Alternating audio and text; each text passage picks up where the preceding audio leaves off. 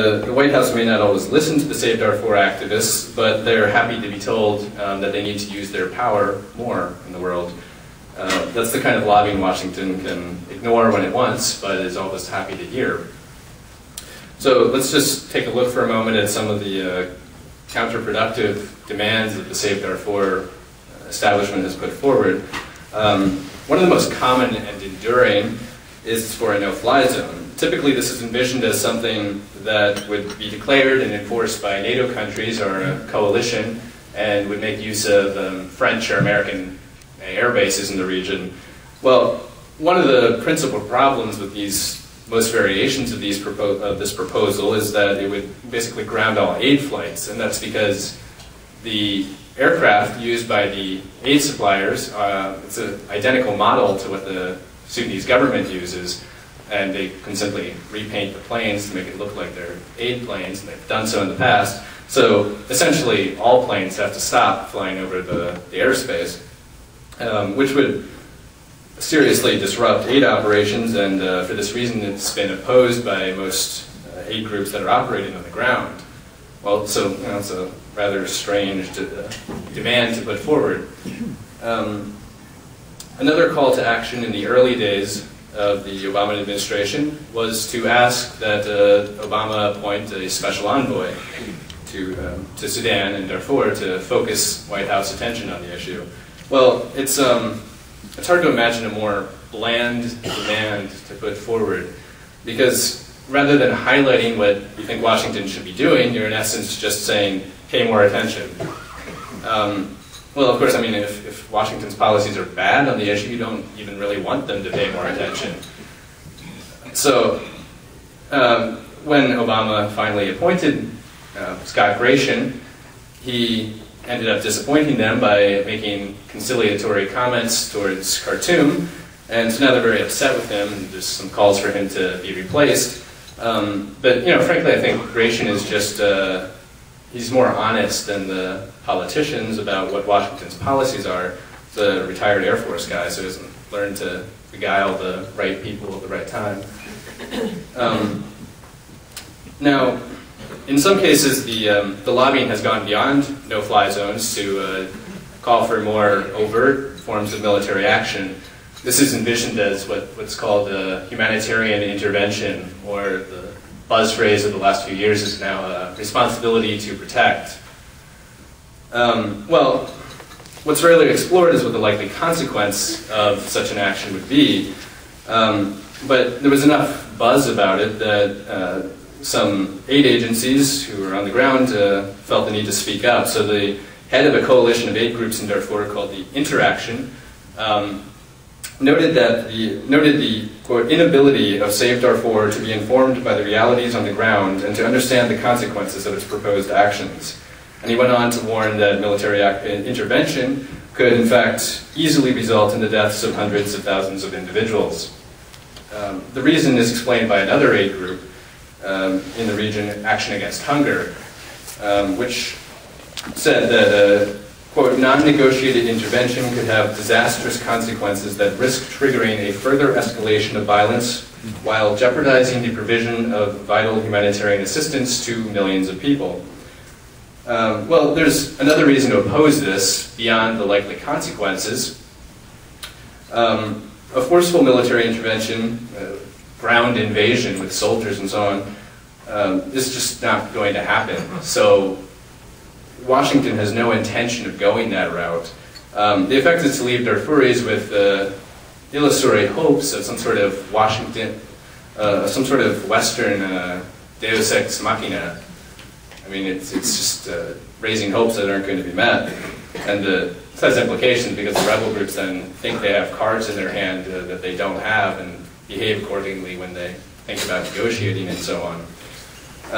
Well, what I think is underlying a lot of the flaws of the Save Darfur approach is an incredible naivete about the interests of the White House. So just to give one representative example of that, the New Republic, which is one of the journals of the liberal establishment in the U.S., it opined that it seems clear that this is a president who has yet to decide where exactly he stands on the relative merits of sovereignty and human rights. Counterposing the two, sovereignty versus human rights, because you're either respecting sovereignty and letting the atrocities continue, or you're invading and in the name of human rights. That's the idea. Well, you know, I envy their idealism, but I frankly don't think that the Obama administration or any other in the past has particularly concerned itself with the sovereignty or human rights of foreign countries. I mean, it's kind of, you have to close your eyes to all of history to take such an attitude. So one manifestation of this naivete about Washington is a tendency to behave as if Western military forces were the armed wing of Amnesty International. That's not a phrase I invented, but it's been used a fair amount in the past. I can't seem to find the original person who came up with that. This doesn't just lead to dashed hopes and ineffectiveness, so the Save Darfur activists are far too weak to compel Washington to use force where it would otherwise be disinclined to do so. I mean, that would entail some sort of revolution in the national power dynamic, because if you can't compel your government to withdraw from a place it's occupied, how can you possibly compel it to invade a place that it doesn't want to go in? So it's just not going to happen. But while Washington can ignore those calls, it does serve the government's propaganda aims by giving the Pentagon an aura of humanitarianism.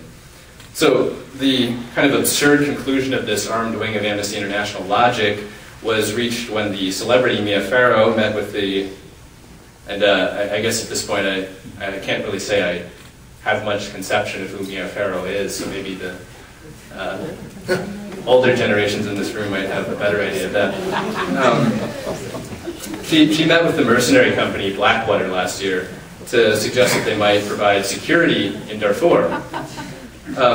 Never mind that Blackwater has been accused of murdering civilians in Iraq when it was deployed there. Well, let's return to this question, which is, what, if anything, can we do?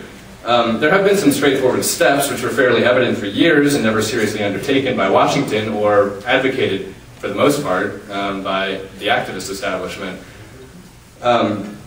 One, Washington, actually I just want to make something clear. When I criticize the Save Darfur activist establishment, I try to make sure I'm focusing on the leadership, so it's like the nonprofits that have offices in New York and DC and so on, because clearly, if you're a student in a college or a high school who's working on Darfur as an issue, it's a laudable sort of initiative, and most of us don't have time to do research projects and finding out exactly what the best policy demands are and so on. Well, okay, so let me put forward a couple proposals that I think do make a lot of sense. One, Washington should cut ties with the Sudanese intelligence establishment. The intelligence agency of Sudan, the dreaded NISS, I guess that's kind of redundant. I mean, all intelligence agencies are dreaded for the most part. I guess the best you can hope for is that they're incompetent or something, but they're never. Unless it's Jennifer Garner on ABC's show, it's not something that they're never the good guys.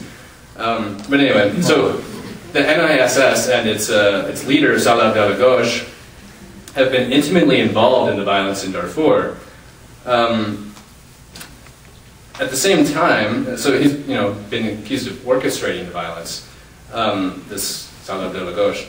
Well, he's been flown to Washington multiple times, and Sudanese intelligence reportedly meets with the CIA on a daily basis. This is apparently about coordinating spying operations on the resistance movements in Iraq.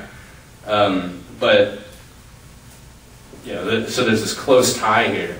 Apparently, this is. The relations are so close, in fact, that a British journalist who was at a conference in 2005 reported seeing a senior CIA official give a bear hug to Salah Abdallah Ghosh. So, perhaps they're watching each other's kids on the weekends too, I don't know. When a UN panel included Ghosh on a list of individuals who should face international sanctions for their involvement in the Darfur atrocities, Washington lobbied to get Ghosh off the list. And they also successfully protected top Sudanese commanders, military